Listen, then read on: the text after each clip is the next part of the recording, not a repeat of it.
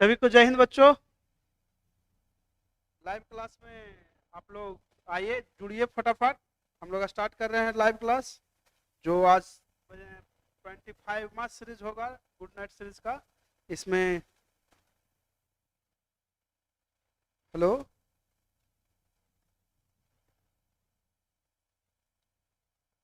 आवाज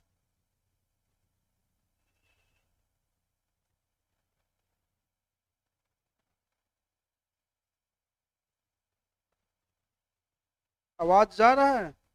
हेलो, चलिए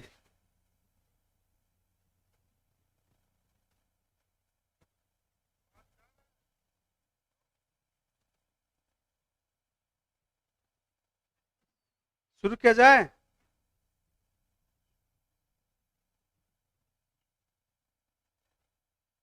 जय हिंद सर, बिल्कुल जय हिंद। आवाज आएगा आएगा, थोड़ा सा इशू था, समझ गए थे। अब आवाज सही है? बतलाइए फटाफट।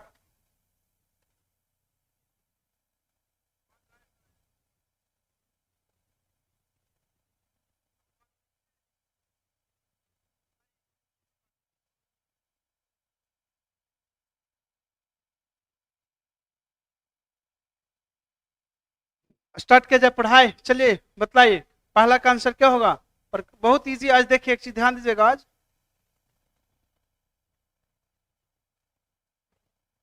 आप लोग लाइव आइए।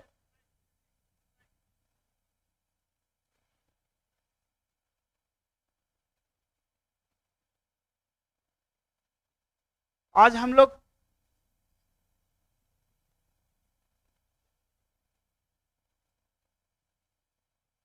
प्रकाश के परावर्तन और दूसरा प्रकाश के अपवर्तन, ठीक है। दो चैप्टर से लिए हैं क्वेश्चन, मोस्टली क्वेश्चन। तो हम लोग थोड़ा सा बेसिक पढ़ लेते हैं प्रकाश के परावर्तन अपवर्तन के बारे में, ताकि आप लोग को क्वेश्चन बताना आसान हो जाएगा।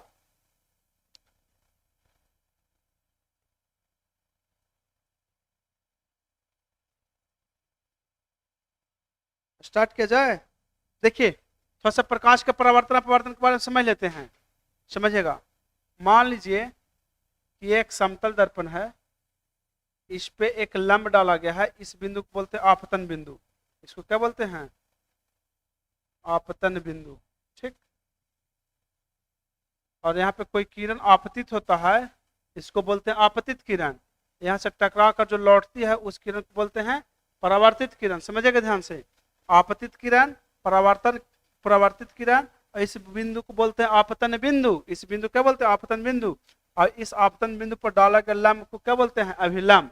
तो तीनों हो गया, आपतित किरण, परावर्तित किरण और आपतन बिंदु पर डाला गया अभिलंब। और इस कोण को बोलते हैं आपतन कोण, यानी कि आपतित किरण और अभिलंब के बीच बने कोण को आपतन कोण कहते हैं। और परावर्तित किरण और अभिलंब के बीच बनने वाले कोण को परावर्तन कोण कहते हैं, ठीक है। इसको आर से डिनोट करते हैं। तो ये हो गया परावर्तन। परावर्तन के दो नियम, आपतित किरण, परावर्तित किरण और आपतन बिंदु पर डाला गया अभिलंब, तीनों एक ही समतल में होते हैं। आपतन कोण परावर्तन कोण के बराबर होते हैं, ठीक है। चलिए ये हम लोग समझ गए आप परावर्तन का नियम, ठीक है।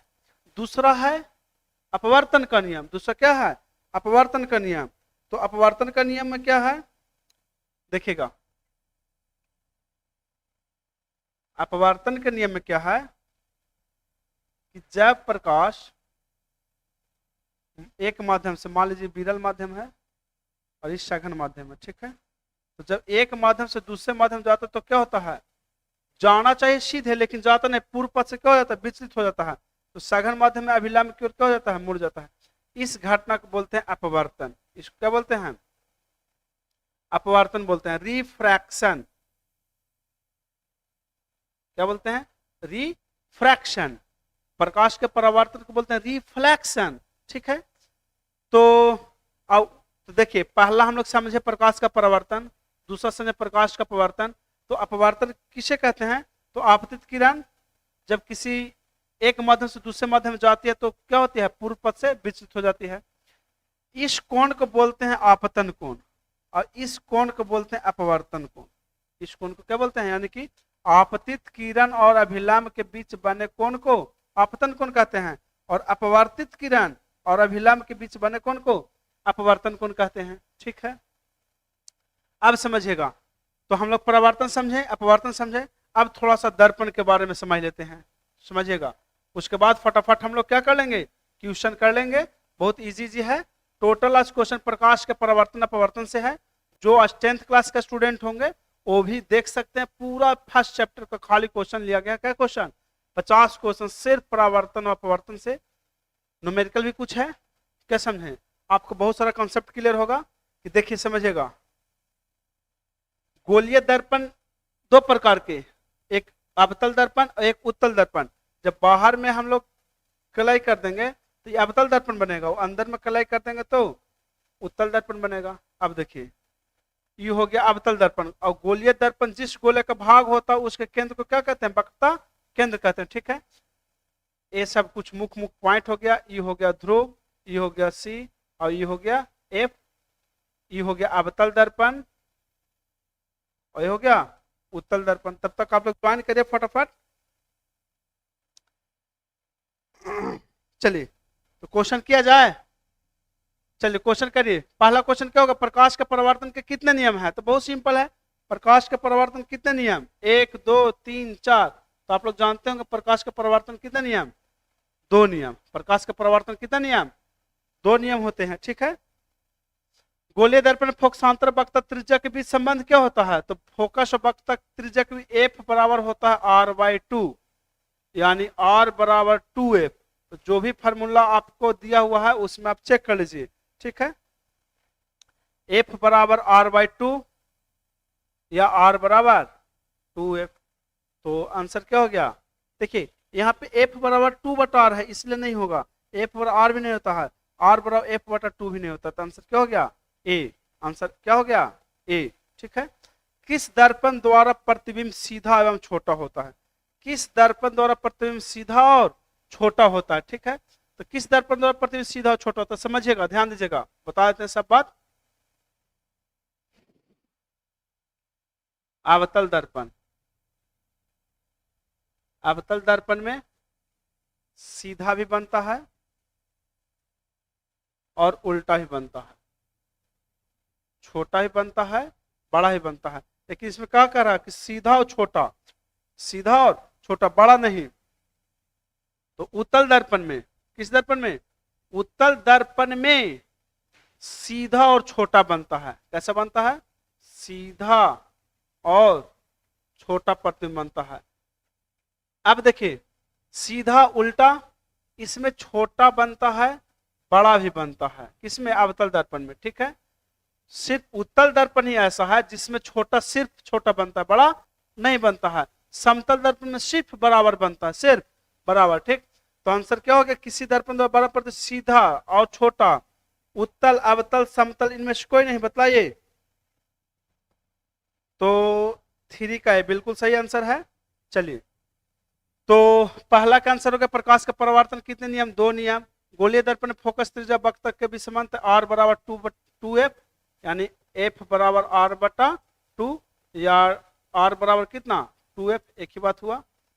किस दर्पण में सिर्फ सीधा और छोटा, तो सीधा और छोटा किस में, उत्तल दर्पण में। चलिए अब हम लोग चलते हैं नेक्स्ट क्वेश्चन की ओर।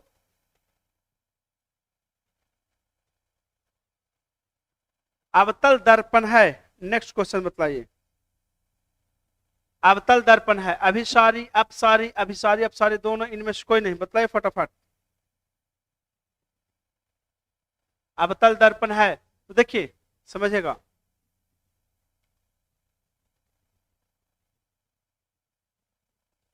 अवतल दर्पण जो होता है ना और उत्तल लेंस, अवतल दर्पण उत्तल लेंस, ये दोनों को बोलते हैं अभिसारी। इसको क्या बोलते हैं, अभिसारी। ठीक है, और उत्तल दर्पण और अवतल लेंस, अवतल, बहुत इंपॉर्टेंट इंपॉर्टेंट बात बता रहे हैं, सब इसको लिख लीजिएगा, उसको बोलते हैं अपसारी। ठीक, तो अवतल दर्पण को अपभिसारी दर्पण और उत्तल लेंस को अभिसारी लेंस। उसी तरह से उत्तल दर्पण को अपसारी दर्पण और अवतल लेंस को अपसारी लेंस कहते हैं। ठीक है, तो अवतल दर्पण है तो देख लीजिए अवतल दर्पण क्या कहते हैं, अभिसारी। सर हो गया 4 का ए। ठीक है, 5 का देखिए उत्तल दर्पण से बना प्रतिबिंब होता है। उत्तल दर्पण में कैसा प्रतिबिंब बनता है, काल्पनिक छोटा, काल्पनिक आवर्धित, वास्तविक छोटा, वास्तविक आवर्धित। आवर्धित मतलब होता है बड़ा। उत्तल दर्पण में अभी बताएं, उत्तल दर्पण में सीधा और छोटा, सीधा और छोटा। ठीक है, तो 5 का ए बिल्कुल सही आंसर है। 6 निम्नलिखित किस दर्पण द्वारा किसी वस्तु का वास्तविक प्रतिबिंब प्राप्त किया जा सकता है, वास्तविक प्रतिबिंब। ठीक है, देखिए जो 10th क्लास के होंगे वो देखेंगे वीडियो, बहुत फायदा होगा। पहला चैप्टर कंप्लीट है इसमें, ऑब्जेक्टिव क्या समझे, सब पता चल जाएगा कि कितना दर्पण, कौन दर्पण में कैसा प्रतिबिंब बनता है। एकदम दिमाग में सेट कर लेना कौन दर्पण और कौन लेंस में कैसा प्रतिबिंब बनता है। ठीक है,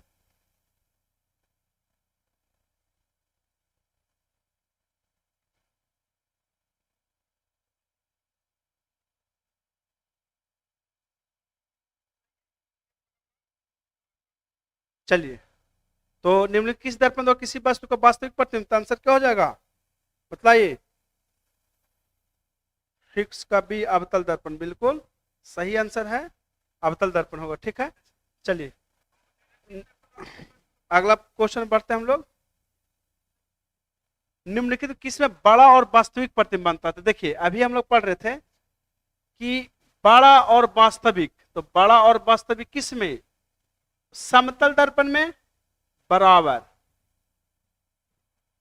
और काल्पनिक, कैसा काल्पनिक। ठीक है, उत्तल में छोटा काल्पनिक, अवतल में बड़ा भी, छोटा भी, बराबर भी, काल्पनिक भी, वास्तविक भी, सब बात याद रखना। ठीक है, तो अवतल दर्पण हो जाएगा। ठीक है, चलिए क्वेश्चन नंबर 8, समतल दर्पण द्वारा बना प्रतिबिंब हमेशा वास्तविक होता है, काल्पनिक होता है, कभी वास्तविक तो कभी काल्पनिक। तो देखिए समतल दर्पण अभी बताएं, समतल दर्पण में सिर्फ कैसा प्रतिबिंब, काल्पनिक प्रतिबिंब। एकदम माइंड में सेट हो जाएगा दर्पण, और इससे क्वेश्चन छूटेगा नहीं।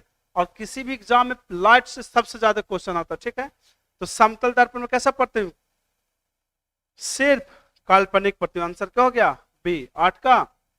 ठीक, 9 का देखिए किसी वस्तु का आवर्धित प्रतिबिंब बनता है, किसी वस्तु का आवर्धित मतलब बड़ा, आवर्धित मतलब बड़ा, बड़ा प्रतिबिंब किसमें बनेगा, अवतल दर्पण में, समतल दर्पण में, उत्तल दर्पण में, सब में। तो आवर्धित मतलब बड़ा, तो बड़ा किसमें, अवतल दर्पण में। 9 का ए। ठीक है, चलिए तो 9 तक हो गया, आगे बढ़ते हैं हम लोग। क्वेश्चन नंबर 10, क्वेश्चन नंबर 10 कहता काल्पनिक प्रतिबिंब हमेशा, काल्पनिक प्रतिबिंब हमेशा कैसा होता है, तो सीधा होता है। काल्पनिक प्रतिबिंब सीधा, वास्तविक प्रतिबिंब हमेशा उल्टा होता है। ठीक है, तो क्वेश्चन नंबर 10 का हो गया ए, सीधा प्रतिबिंब होता है। किस दर्पण में हमेशा आभासी और छोटा प्रतिबिंब बनता है, तो क्वेश्चन कर लिए उत्तल दर्पण। ठीक है, निम्न किस दर्पण की फोकस दूरी धनात्मक होती है, तो समझिएगा उत्तल लेंस और उत्तल दर्पण की फोकस क्या होता है, पॉजिटिव, और अवतल लेंस और अवतल दर्पण ये दोनों की फोकस क्या होता है, निगेटिव होता है। ठीक है, तो इस बात को याद रखिएगा। तो क्वेश्चन क्या देखिए, एक क्वेश्चन था हम चारों बता दिए। तो किस दर्पण फोकस दूरी धनात्मक, तो किसका धनात्मक, तो अब उत्तल दर्पण का। अगर उत्तल लेंस रहता तो भी आंसर क्या हो जाता, सही हो जाता। ठीक है, नेक्स्ट क्वेश्चन देखिए, क्वेश्चन है गोलीय दर्पण के ध्रुव और फोकस के बीच की दूरी को क्या कहते हैं। देखिए समझिएगा, गोलीय दर्पण हम अभी बता रहे थे कि दर्पण गोले का भाग होता है। मान लीजिए कि ये गोला है, इसका केंद्र है, और इधर इधर क्या कर दिया, कलाई कर दिया गया, इसको क्या कर दिया, हटा दे रहे हैं। ठीक, तो गोलीय दर्पण जिस गोले का भाग होता है उसके केंद्र को वक्रता केंद्र कहते हैं, और गोलीय दर्पण के मध्य बिंदु क्या कहते हैं, ध्रुव कहते हैं। अब इसको मिला दीजिए, ई बन गया मुख्य अक्ष सी और पी। क्या क्वेश्चन है, गोलीय दर्पण के ध्रुव और फोकस के बीच की दूरी। अब देखिए वक्ता केंद्र और ध्रुव के बीच एक बिंदु होता है, उसको बोलते हैं मुख्य फोकस। उसको क्या बोलते हैं, मुख्य फोकस। अब देखिए क्वेश्चन है कि गोलीय दर्पण के ध्रुव और फोकस के बीच की दूरी, ये है ध्रुव और यह फोकस, इसके बीच की दूरी पूछा जा रहा है। इसके बीच की दूरी को क्या कहेंगे, तो इसको क्या कहेंगे, फोकस दूरी कहेंगे। क्या कहेंगे, फोकस दूरी या फोकसांतर, जिसको स्मॉल एफ से क्या करते हैं, डिनोट करते हैं। ठीक है, चलिए 13 का ए नहीं, गोलीय दर्पण ध्रुव के फोकस के बीच की दूरी को गोलीय दर्पण के ध्रुव और फोकस दूरी, देखिए ध्यान दीजिएगा, ई लाइन होगा मुख्य अक्ष, समझिएगा ई लाइन होगा मुख्य अक्ष और इसके बीच के दूरी को बोलेंगे वक्र त्रिज्या। और फोकस और ध्रुव पूछ रहा है, फोकस और ध्रुव पूछा, तो फोकस और ध्रुव के बीच की दूरी क्या कहेंगे, फोकस दूरी कहेंगे या फोकसांतर भी उसी कहते हैं। ठीक, आंसर 13 क्या हो गया, बी। क्वेश्चन नंबर 14, हजामत बनाने के लिए प्रयोग किया जाता है उत्तल दर्पण, अवतल दर्पण, समतल दर्पण, उपयुक्त तीनों। तो देखिए हजामत बनाने के लिए किस दर्पण का प्रयोग करते हैं, बतलाइए।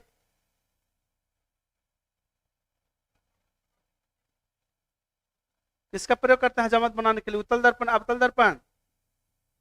14 का बी, अवतल दर्पण, बिल्कुल सही आंसर है, क्या होगा, अवतल दर्पण। ठीक है, अगला क्वेश्चन 15, सोलर कुकर में प्रयोग किया जाता है, किसका प्रयोग करते हैं सोलर कुकर में, तो सोलर कुकर में करते हैं किस दर्पण का, बतलाइए।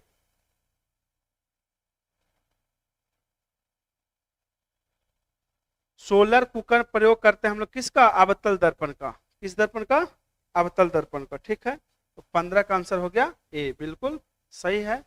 16 का देखिए, रोगियों के नाक, कान, गला आदि की जांच के लिए डॉक्टर प्रयोग करते हैं कौन दर्पण का, तो इसमें भी अवतल दर्पण। तो अवतल दर्पण का हम लोग 2-3 को प्रयोग देख लिए, क्या समझे, कौन कौन प्रयोग देखें, तो देखिए इसमें था हजामत बनाने में, सोलर कुकर में, और क्या देखें हम लोग, रोगियों के नाक, कान, गला आदि के चेक करने में। ठीक है, तो अवतल दर्पण का प्रयोग करते हैं। 16 का आंसर क्या हो जाएगा, ए। अब कहते हैं एक अवतल दर्पण की फोकस दूरी 10 सेंटीमीटर, उसकी वक्रता त्रिज्या होगी। तो हम लोग पता है आर बराबर होता है 2f, तो आर बराबर हो गया 10 गुना 2 बराबर क्या सेंटीमीटर, 20 सेंटीमीटर। एक बात ध्यान दीजिएगा, तो आंसर क्या हो जाएगा 20 सेंटीमीटर। इसे प्लस माइनस नहीं लिया है, अगर प्लस माइनस लेता तो अवतल है ना, तो अवतल की क्या होता है, निगेटिव होता है, अवतल दर्पण की निगेटिव हो जाता है। ठीक, चलिए अगला क्वेश्चन, एक गोलीय दर्पण वक्रता त्रिज्या 28 है। अब देखिए आर दिया हुआ है 28 सेंटीमीटर, क्या दिया हुआ है आर, तो फोकस निकालना है, तो कितना फोकस दूरी हो जाएगा, एफ बराबर आर बाय 2, आर बाय 2, तो हो जाएगा 28/2 बराबर कितना 14। तो आंसर हो गया क्या, सी। ठीक है, चलते हैं नेक्स्ट क्वेश्चन में।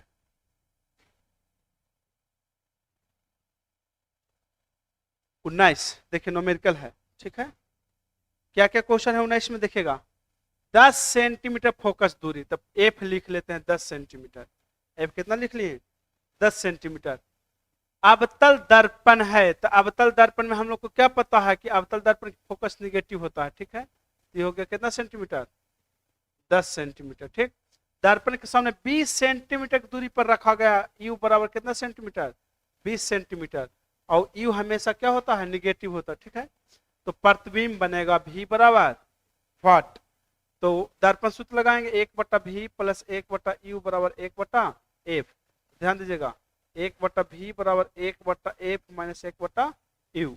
ठीक, अब वैल्यू रखिए 1/-10 माइनस 1/-20, माइनस माइनस क्या हो जाएगा यहाँ पे प्लस, 20 10 कैल्सियम कितना 20 माइनस 2 प्लस 1, तो 2 में से 1 है तो -1/20, -1/20, तो -1/20 यानी कि 1/v बराबर -1/20, तो v बराबर क्या हो जाएगा -20 सेंटीमीटर, -20 सेंटीमीटर। ठीक है, तो आंसर बतलाइए क्या होगा, आंसर आया आपका माइनस में। ठीक, अब देखिए क्वेश्चन क्या है से, कहां प्रतिबिंब बन रहा है? दर्पण के वक्रता केंद्र पर, दर्पण के फोकस पर, दर्पण के पीछे या दर्पण और फोकस के बीच में। समझ गए ध्यान से? ठीक। तो भी बराबर आया 20 सेंटीमीटर, फोकस कितना था? 10 सेंटीमीटर। तो फोकस 10 तो वक्रता केंद्र कहां हो जाएगा? 20। तो आंसर क्या हो गया आपका? ए। आंसर क्या हो गया? ए। ठीक है, बस समझे? पहले हम लोग भी निकाले दर्पण सूत्र से, भी आया 20 और फोकस दिया हुआ था कितना? 10। तो फोकस को दुगना करेंगे तो वक्रता केंद्र पर चल जाएगा, तो वक्रता केंद्र भी कितना हो गया? 20। ठीक है, चलिए अगला क्वेश्चन देखते हैं। कौन दर्पण की वक्रता त्रिज्या 32 सेंटीमीटर है? देखिए क्वेश्चन कैसे, उत्तल दर्पण की फोकस दूरी क्या होगी जिसकी वक्रता त्रिज्या यानी आर बराबर दिया हुआ 32 सेंटीमीटर, आर बराबर, तो एफ पूछ रहा है, तो एफ बराबर 32/2 यानी कितना सेंटीमीटर? 16 सेंटीमीटर। ठीक है, अब देखिए प्लस की माइनस, उत्तल दर्पण की फोकस क्या होता है? पॉजिटिव होता है। उत्तल दर्पण की फोकस अभी बताए थे कि उत्तल दर्पण और उत्तल लेंस दोनों की फोकस क्या होता है?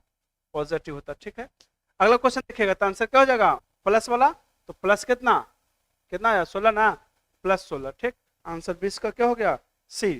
ठीक, आगे, यदि किसी वस्तु का प्रतिबिंब का आवर्धन ऋणात्मक है तो उस प्रतिबिंब की प्रकृति, देखिए आवर्धन ऋणात्मक तो वास्तविक और उल्टा, वास्तविक और उल्टा। ठीक है, अगला क्वेश्चन देखिए, गोलीय दर्पण का परावर्तक पृष्ठ वक्रित हो सकता है अंदर की ओर, बाहर की ओर, अंदर या बाहर दोनों की ओर, या इनमें से कोई नहीं। तो क्या हो जाएगा? अंदर या बाहर दोनों की ओर रहता है, क्योंकि देखिए ऐसे रहता है और एक ऐसे रहता है। ठीक है, चलिए अगला क्वेश्चन हम लोग देखते हैं। वह गोलीय दर्पण जो अंदर की तरफ वक्रित होकर आता है, अंदर की ओर वक्रित होता किसका? अवतल दर्पण का। किसका? अवतल का, अवतल का। और बाहर की ओर किसका होता है? उत्तल का। ठीक है, तो अंदर वाला हो जाएगा कौन? अवतल दर्पण, और बाहर की तरफ वाला कौन हो जाएगा? उत्तल दर्पण। ठीक है, गोलीय दर्पण के परावर्तक पृष्ठ के केंद्र को दर्पण का क्या कहा जाता है? देखिए गोलीय दर्पण के परावर्तक पृष्ठ के केंद्र को बतलाइए। आप लोग पता है दर्पण के मध्य बिंदु क्या कहते हैं? ध्रुव कहते हैं। तो आंसर क्या होगा आपका? ध्रुव। ठीक है, चलिए अगला क्वेश्चन देखिए, गोलीय दर्पण के वक्रता केंद्र किस अक्षर से निरूपित किया जाता है? बहुत सिंपल क्वेश्चन है। केंद्र को, वक्रता केंद्र को किसे डिनोट करते हैं? ठीक, किसी लेंस द्वारा उत्पन्न आवर्धन का SI मात्रक, तो SI मात्रक आवर्धन का नहीं होता। क्यों? क्योंकि आवर्धन का फॉर्मूला तो ऊंचाई बटा वस्तु की ऊंचाई। तो ऊंचाई मान लीजिए सेंटीमीटर में या मीटर में रहेगा, तो मीटर बटा मीटर कैंसिल, या सेंटीमीटर बटा सेंटीमीटर भी क्या हो जाएगा? कैंसिल। गोलीय दर्पण के ध्रुव और वक्रता त्रिज्या से गुजरने वाली सीधी रेखा को कहते हैं? तो गोलीय दर्पण के ध्रुव और वक्रता त्रिज्या से गुजरने वाली रेखा क्या कहते हैं? मुख्य अक्ष कहते हैं। ठीक है, तो आंसर क्या हो जाएगा? सी। चलिए आगे देखते हैं हम लोग, वाहनों के साइड मिरर में किस दर्पण का प्रयोग किया है? बहुत सिंपल क्वेश्चन है। किसका प्रयोग करते हैं? उत्तल दर्पण का। किसका प्रयोग करते हैं? उत्तल दर्पण का। 30 में है प्रकाश गमन करता किस रेखा में? सीधे रेखा। बहुत इजी क्वेश्चन लिया गया है। जिस वस्तु से प्रकाश निकलता है उसे क्या कहते हैं? तो उसे क्या कहते हैं? प्रकाश स्रोत कहते हैं। ठीक है, चलिए अगला क्वेश्चन देखते हैं हम लोग, प्रकाश के किरणों के समूह। बहुत आसान क्वेश्चन है। प्रकाश के किरणों के समूह क्या कहते हैं? किरण पुंज कहते हैं। क्या कहते हैं? किरण पुंज कहते हैं।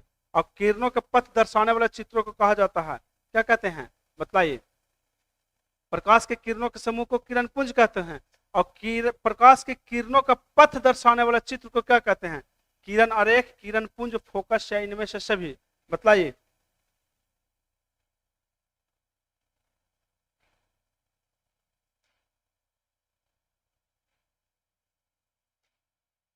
पथ दर्शाया किससे? किरण आरेख से। किसे? किरण आरेख से। ठीक है, चलते हैं नेक्स्ट क्वेश्चन में। प्रकाश के अपवर्तन के कितने नियम? सिंपल है, आप देखिए अपवर्तन के कितने नियम? 2 नियम। परावर्तन के भी 2 नियम और अपवर्तन के भी 2 नियम। सरल सूक्ष्मदर्शी में किस का प्रयोग करते हैं? तो उसमें उत्तल लेंस का प्रयोग करते हैं। किसका प्रयोग करते हैं? सरल सूक्ष्मदर्शी में उत्तल लेंस का प्रयोग करते हैं। 36 क्वेश्चन नंबर देखिए, किसी माध्यम के अपवर्तनांक का मान होता है तो अपवर्तनांक का मान क्या होता है, साइन आई बटा साइन आर बराबर म्यू। ठीक है, चलिए तो आंसर क्या हो जाएगा, साइन आई बटा साइन आर। ठीक, नेक्स्ट क्वेश्चन देखिए, एक उत्तल लेंस होता है, एक उत्तल लेंस कैसा होता है, सभी जगह समान मोटाई का, बीच की अपेक्षा किनारों पर मोटा, किनारों का अपेक्षा, देखिए उत्तल लेंस ऐसा होता है, तो ध्यान दीजिएगा, बीच में मोटा, बीच में मोटा, किनारों की अपेक्षा बीच में क्या होता है, मोटा, तो आंसर क्या हो जाएगा, सी। आंसर क्या हो गया, सी। ठीक है, चलिए अगला क्वेश्चन देखिए, 1 मीटर फोकस दूरी वाले उत्तल लेंस की क्षमता होगी, तो देखिए कितना हो जाएगा, तो P बराबर 1/F, तो 1/1 बराबर 1 डायोप्टर, आंसर क्या हो जाएगा, 1 डायोप्टर। ठीक है, आंसर 38 का क्या हो गया, ए। ठीक, चलिए किसी अवतल दर्पण द्वारा काल्पनिक सीधा बड़ा प्रतिबिंब बनता है जब वस्तु स्थित हो, बहुत बढ़िया क्वेश्चन है, 39 का बतलाइए, 39 का क्या होगा, किसी अवतल दर्पण द्वारा काल्पनिक सीधा तथा आवर्धित प्रतिबिंब बनता है जब वस्तु स्थित दर्पण तथा उसके, देखिए काल्पनिक बन रहा है, सीधा बन रहा है और बड़ा बन रहा है, तो कहां रखा जाएगा, दर्पण और फोकस के बीच, फोकस वक्ता केंद्र पर या वक्ता केंद्र से परे, बतलाइए 39 का आंसर।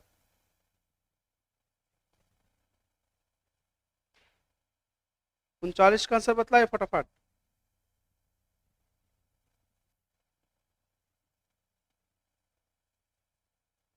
क्या होगा आंसर 39 का, किसी अवतल तौर पर काल्पनिक सीधावर्धित, 39 का सी, वाह,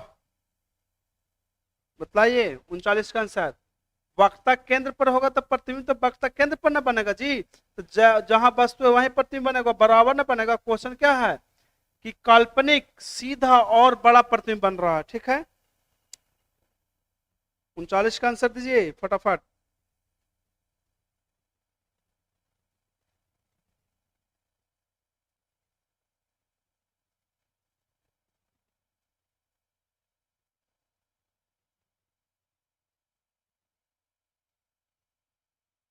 वक्ता केंद्र से परे, दर्पण और फोकस के बीच,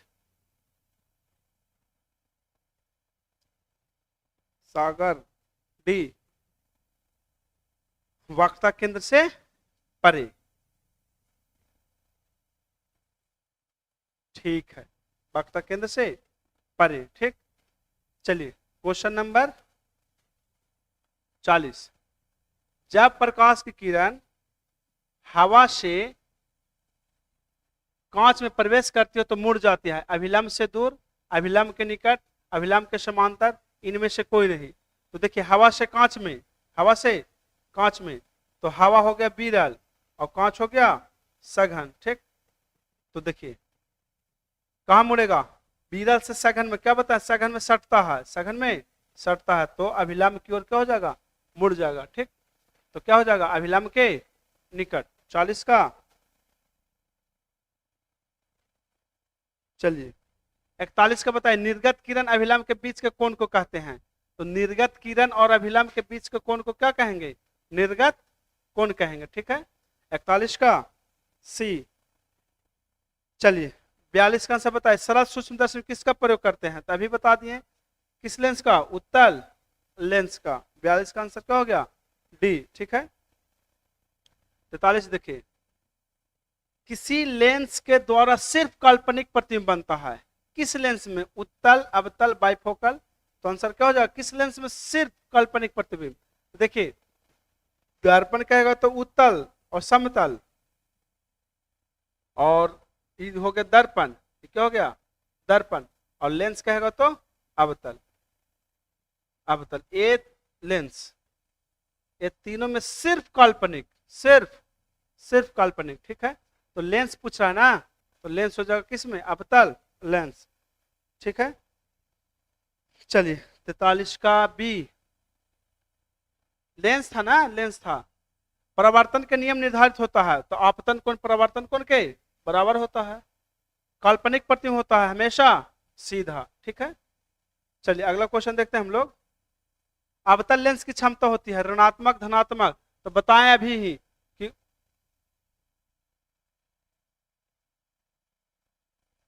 उत्तल लेंस और उत्तल दर्पण दोनों की फोकस पॉजिटिव होता है। और फोकस पॉजिटिव तो पावर भी क्या होता है, फोकस पॉजिटिव और पावर भी क्या होगा, पॉजिटिव। उत्तल दर्पण उत्तल लेंस का, यही अवतल दर्पण और अवतल लेंस, अवतल लेंस दोनों का क्या होता है, निगेटिव। ठीक है, तो आंसर क्या हो गया, अवतल लेंस की क्षमता, अवतल लेंस की क्षमता क्या हो जाएगा, ऋणात्मक। ठीक, उत्तल लेंस को कहते हैं, तो शुरू में बताए थे उत्तल लेंस और अवतल दर्पण दोनों को बोलते हैं अभिसारी। ठीक, अवतल लेंस को कहते हैं तो आप सारी, अवतल लेंस क्या कहते हैं, आप सारी। बहुत क्वेश्चन पूछते रहता है, हमेशा कंफ्यूजिंग होते रहता है। ठीक है, चलिए अगला क्वेश्चन देखते हैं हम लोग।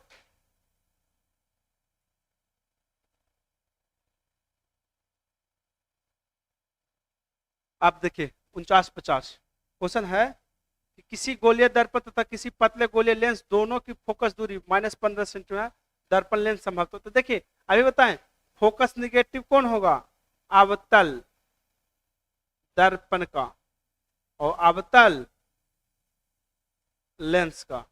ठीक, अवतल दर्पण अवतल लेंस का। ठीक, तो दोनों क्या होगा, अवतल, दोनों क्या हो जाएगा, अवतल। ठीक, क्वेश्चन नंबर 50, लेंस के केंद्रीय बिंदु को कहते हैं, तो लेंस के केंद्रीय बिंदु को क्या कहते हैं, लेंस के केंद्रीय बिंदु को कहते हैं क्या, प्रकाशीय केंद्र।